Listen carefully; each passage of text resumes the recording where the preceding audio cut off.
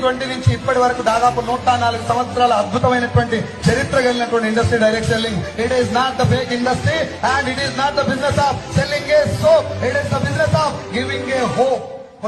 కొన్ని లక్షల మంది తలరాతలు మారుస్తున్నటువంటి వ్యవస్థ డైరెక్ట్ సెల్లింగ్.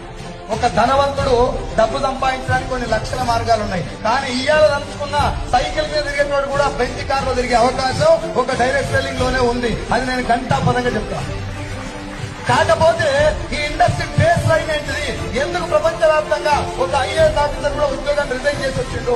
ఎందుకు ప్రపంచవ్యాప్తంగా ఆయమ్మ దగ్గర నుంచి మొదలు పెడితే ఇళ్లలో పనిచేసే పని మనిషి కూడా ₹1,00,000 వచ్చే అవకాశం ఎట్లా ఉన్నది? ఏం చేస్తే డబ్బులు వస్తున్నాయి? ఒరే మార్కెటింగ్ అంటే టాలెంట్ కావాలి కదా, కమ్యూనికేషన్ కావాలి కదా, స్కిల్స్ కావాలి కదా, అవేమి లేకుండా కూడా డబ్బు ఎందుకు వస్తుందంటే ఈ ఇండస్ట్రీలో ఏదో పవర్ ఉన్నది. అది నీకు నాకు తెలవాలి. Yes or no? So direct selling అంటే ఏంటి అని చెప్పే ముందు